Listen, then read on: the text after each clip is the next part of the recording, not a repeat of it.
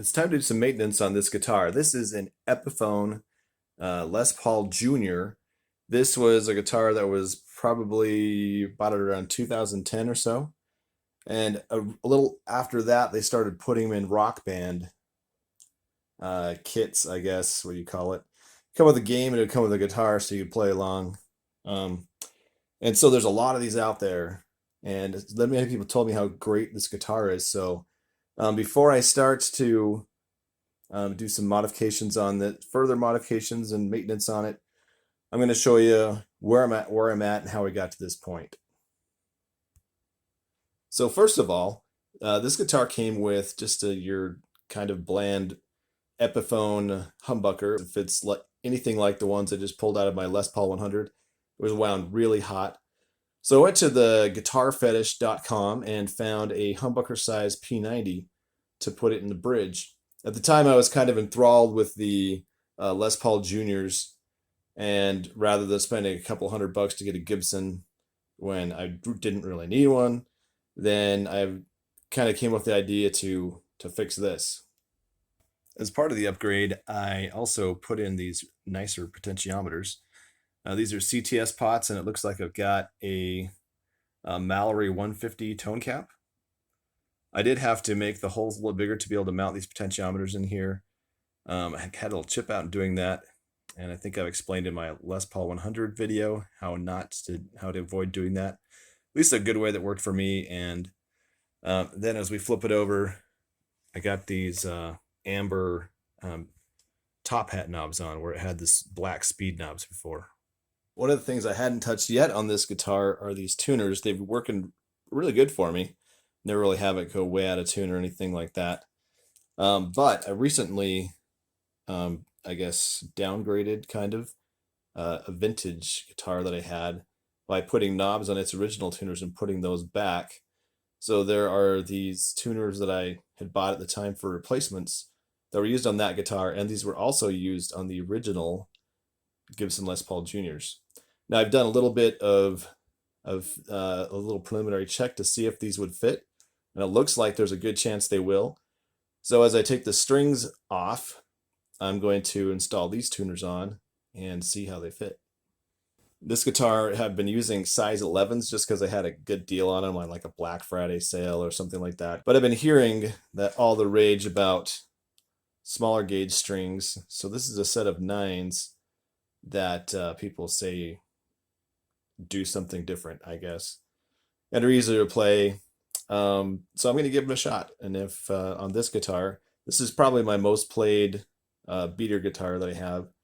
So it'll be a good opportunity to put it on something and see how this works out. I have no idea if this is going to show up on the camera here, but maybe a little bit. If you look at this string here, this is one of the problems I've had with this guitar. There's like 2 kinks in it. And what happened was the guitar fell over and it landed on something. Thankfully, the headstock didn't break off or anything like that. But over here around like the 10th and 12th fret, the string actually bent around the fret. So when I would try to play up there, I had a couple of dead frets.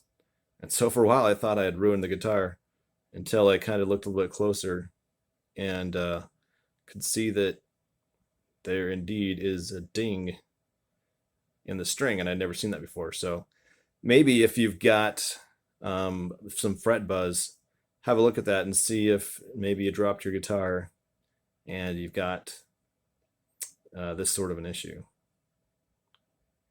causing that buzz that you're hearing. Okay, I've got the one on the side of I've got the strings off, and so I took out half of the tuners to kind of check the fitment of these 3-on-plate straight tuners. One of the things I was a little worried about is it kind of looks like there's a little bit of curve to these tuners. Maybe that's just because of the curve in the headstock. I thought that might have been the case. However, as I put these in here and look at them, I don't think it's going to work. I had to pop the bushings out because the shafts on these tuners are a little bit larger than the ones on these. And even with that, putting a straight edge across here, the one in the middle is offset in a little bit on each side. So if I were to actually go ahead with this mod on this guitar, I'd probably need an end mill bit and map out right in the center of where the tuners would be. An end mill bit has a flat bottom and it will just go straight down. It doesn't have a taper on the bit to kind of guide it into a hole that's already there. So I could cut through this hole and press in a bushing of the proper size. If I were to do that, that's not something that I'm prepared to do right now, but might just sit back and look at it for a second. That does look good. Maybe one day I'll get brave enough to try it. But for now, the original tuners are going back in here. Speaking of the original tuners, sometimes if you buy a budget guitar, especially a used one, it might have some tuners that feel a little bit loose. This one doesn't have any problems. It feels nice and tight. It turns good. It's not too tight. It's not too loose. It's just right. But if you pull this off, you can see the internal mechanisms. Just takes a little coaxing to pop these out of here. But they'll come eventually.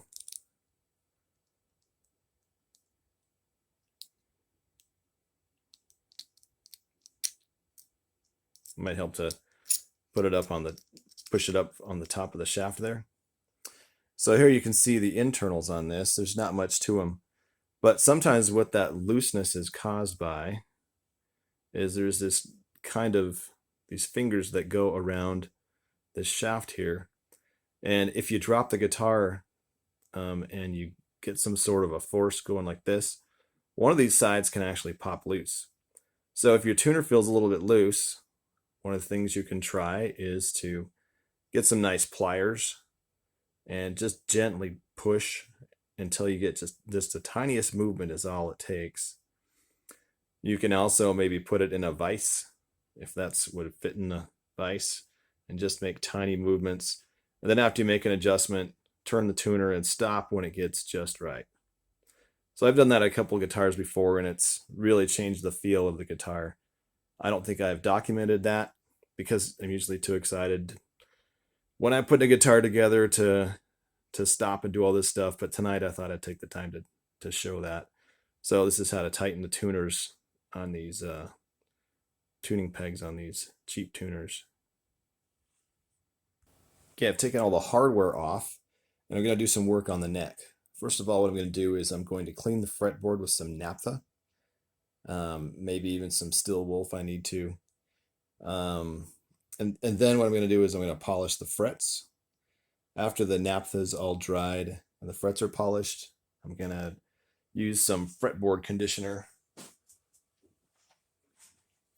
This stuff I got in a little kit, I think, a couple years ago. Maybe I just bought this stuff. So it says professional quality. It's Gibson Luthier's Choice. Haven't quite looked at it to see if it's actually got some good stuff in it or not. But it's been working pretty good for me. So I'm just doing a little sanity check with myself here. I went ahead and cleared the fretboard with naphtha, all except for one fret.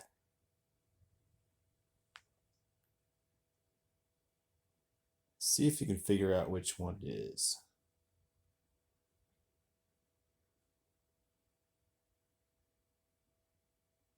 Does one of them pop out more than the others? I won't keep you guessing, it's the 9th fret here. I think it does have a little bit more smudge on it, but I can still see these lines in here. I used to take steel wool and clean the fretboard by rubbing the steel wool on it this direction. And some people said that wasn't good, but maybe I'm going to try it again and see if I can get maybe a better result, because I can still see these kind of grunge lines in here. So I'll go ahead and clean that 9th fret. I'll try some steel wool and we'll see if that does a little bit better. Just another little sanity check. Went ahead and did some steel wool. Not sure if you can see the difference in the frets there, but right here on the 9th fret, where I did the steel wool, I can't see those little string lines. on the fretboard. So whoever told me that wasn't a great idea, I kind of like it, and I'm going to start doing it again. Okay, now that I got the guitar all polished up, I'm going to put all the hardware back on it, oil the fretboard. While I was doing the steel wool, maybe I'll show you this for a second. A while back, I got these fretboard protectors where you lay them over the frets. This is for the higher frets and for the lower frets. And you can do some fret polishing without touching the fretboard. Now, I had bought this because I had previously cleaned the fretboard with steel wool, and I heard that was not good. So this time, I liked the look that it gave it. Seemed like it cleaned it off better, so I didn't use these. I just did all the frets polishing while I was cleaning out the fretboard. So kind of saved myself a step there. But now that the guitar is all cleaned up, fretboard's cleaned up, frets are cleaned off, frets are polished, I polished the rest of the guitar. It's time to put in the hardware, and then I will oil the fretboard. Okay, I've got all the hardware back on. So the last thing to do is to do a little bit of treatment on the nut, and then to oil the fretboard, put the strings on, the strap on, and this is good to go. Just a quick note about in our pencils that maybe we have around anymore, maybe we don't. These are actually made of graphite rather than lead, and graphite is a great lubricant. So if you happen to have some pencils laying around, get it really sharp and just draw inside of your nut slot, deposit a little bit of graphite in there. This is a great way to apply it without making a mess, and just draw a couple of lines in there, and that will help the strings slide through the nut as you're tuning, give you some smoother tuning. Okay, I put some graphite in the nut slots, oiled up the fretboard, have the strings back on and tuned it up. This is ready to have the strap put on and go back in the rack, ready to rock. So I just wanted to kind of go through the process that I go through when I do maintenance on my guitars. I'm going to post a few maybe quick tips in the future about what to look for when you're going to buy a guitar. Maybe some things that you might want to find out, or how you could find it out pretty quickly. That will be a future video, but for now, this guy's ready to rock.